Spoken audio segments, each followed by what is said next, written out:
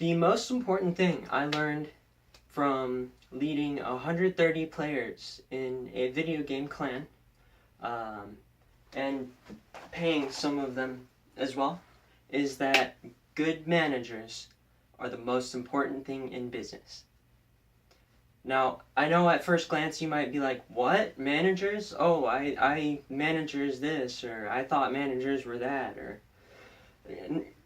Most people, the word manager is about as magical of a word as a fleck of sand on a sandy beach. And um, that I don't think is right, because to me, the word manager is more magical of a word than my own name. And I'm going to tell you why. So, I spent over a year and a half leading 130 players in a video game clan.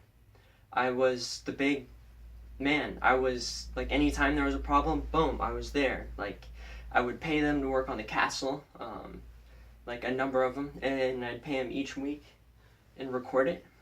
Um, and but the more people that I would get, the more, and I didn't like make I didn't go out of my way to make more managers. There were some that popped up naturally, but what I learned, like, the more people I would get, the less sleep I would get, and eventually got to a point where, like, my growth was capped, and like, I couldn't go any higher, and um, like, juggling full-time work and the clan and a girlfriend and a BMW all in one, like, I almost died. Like, I was only able to get 15 minutes of sleep, or the clan would have fallen apart. Like, thank you so much, Darren, for your help. Um, and Viking King, um, Alucard, and more. Nick. But like, in real life, this is true as well. Like, if you ask, like, any business owner, like, the second time around, in, like, when they go through leadership, they focus on building more leaders within their company. If I go to like, companies, they fight for blood over good managers, because it's what allows them to keep growing.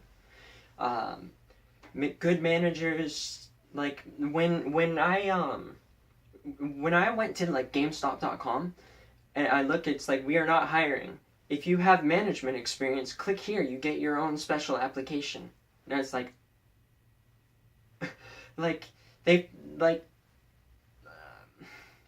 I know that they, like, some of them will poach good managers from other companies. And, like, when I go as a business owner, when I go to the bank for a $5 million SBA loan, they check my management team, and if my management team sucks, they don't give me the loan. And that, like, if you think about it, what I just said is that good managers are worth more than money. Um, and so I when I was 4, my name is Bradley Frederick Ashton. When I was 4, I set this overarching goal to get rich by 21 by owning a business. And when I was 21, I wrote my first receipt for $136.88 in my auto detailing business, 3 days before Christmas. And yeah, so that I ended up quitting video games, like, over 2 years ago, but that experience was so great for helping me understand, like, before I go out and, like, have the business going, like, full steam ahead second time around, because I'm I learned that I'm gonna be teaching every single employee leadership from day one.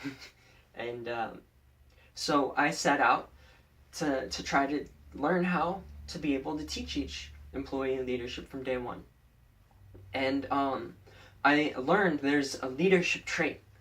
There's like, I would go around and I would just tell everyone I could, like, just in my travels, because I was moving fast.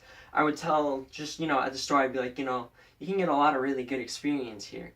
And, like, 1 out of 5 people I would tell that to, they would, like, I'd come back like, 4 months later and they're like managers, you know? Like these are people that were like, what? What? Managers? Like, blah, blah, blah, blah, managers, this. And I also learned that it's interesting. About 6 out of 10 people that would end up being managers would actually end up, they were women. Like I decided it's a fact that women are highly susceptible to leadership. Um, if someone here's the secret to how I can tell. If someone is a leader of themselves, like they start up their own like little projects without people asking them where they work. If there's something wrong, they go out of their way to fix it. I've read the words before. If something happens in front of a group of people that is like, breaking the law, the chances of like anyone even calling the police goes up dramatically if there's a leader in that group. And so if you like I caught bank robbers a couple years ago. Yeah, but it's like once you start knowing this, like you go back around and you see your friends who are like doing things and they're just like covered in leadership, and it's like that leader of themselves is the exact same thing as being a born leader. Like the only thing is after that you've got to be a born leader, and then you've also like that's the half of it. The other half is they just have to like get convinced or decide that they want to lead other people, and then there's a leader. Like that's all it is. Like you can I can spot leadership in a drunk chick carrying so many groceries she's carrying them with her face and trying to like walk home with them. It's anyway. I spent a lot of effort trying to learn how to teach leadership to every employee from day one. And yeah. One of the other secrets to leadership is that you develop your followers. And how do you develop aggressive followership? By developing their leadership. It's crazy. I found a bunch of really cool stuff. Like I've been really working on this. Like I've been like I hit a point where I wanted to like my plans had grown to like starting every kind of business and then like producing every kind of item, because when every single person is leading leaders of leaders of leading leaders of leading like leading leaders with a line over it, infinity. Yeah, really fast it goes from auto detailing to like, plumbing and electrician, this and that and the other. And you just teach them how to like take off on their own. But yeah. So this is kind of hard to ask, but I need to stop. Like I've made a lot of progress. Like I've been, like researching through books. I've been writing like a lot of original, like philosophical, like groundbreaking things. You would be like the right kind of people would be like mind blown. Like it'd be like, spraying it down and cleaning the walls off type deal.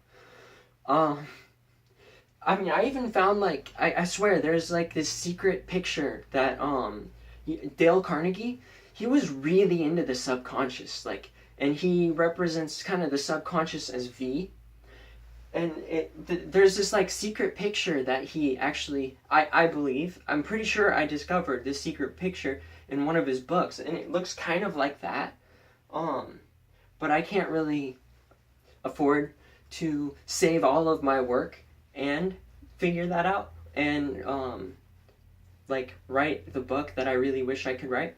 But what I am asking is that in order to help protect all my work, I'm really hoping that someone could possibly help me out by I need to get back to work.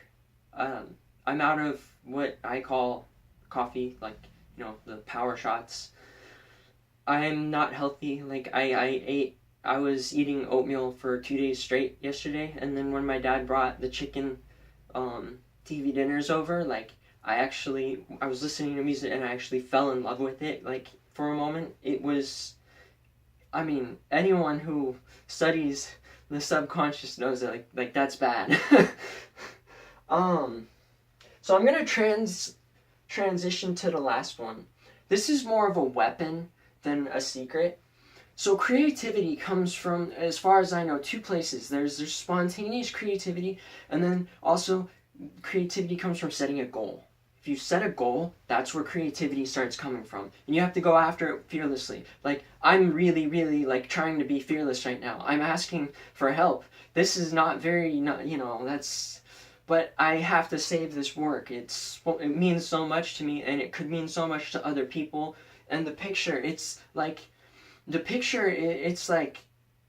I'm pretty sure it's made out of words, and the words all describe, like, the subconscious. Like, Dale Carnegie was totally obsessed with the subconscious. Like, totally. Like, man, and stuff. And, but, I'm off track. It's too exciting. So, yeah. So, I have set a goal to raise $300 at least. So that way, because if I can raise $300, I can save all of my work, and all of the work I've done since 4 years old will not get ruined. Because we gotta both protect, like, we gotta save, like, the people that are in need, and we also have to protect the people that have made achievement in, like, health and science and leadership. Like, you have to also, like, that is how to forward humanity. Like, the subconscious is all about, like, helping each other out, and that's how you further yourself. Like what I've been doing is labor. Like I've had my work in front of me day and night. So, anyway, my thing is I'm all about $17. Like, $17 an hour is a tipping point for financial self-sufficiency. So anyone that can help me, if I raise 300 at minimum, then I'll have enough to be able to save all my work and make it to get back to work. So anyone that helps with $17 or more, I'll write a thank you, a short thank you with calligraphy. My great-grandfather, his profession, he would write calligraphy with for law firms, and then, like, sell the contracts. And I inherited it, man. I had terrible handwriting, stuck calligraphy, taught myself like italics, and this incredible handwriting pops out. So if you help with like 17 or more, then I will write you a short thank you, and then yeah. So again, that is a weapon. Like, creativity comes from setting a goal. Like, use it for good. And especially if you're in any sort of, like, science or any sort of, like positive thing, propaganda is a good thing.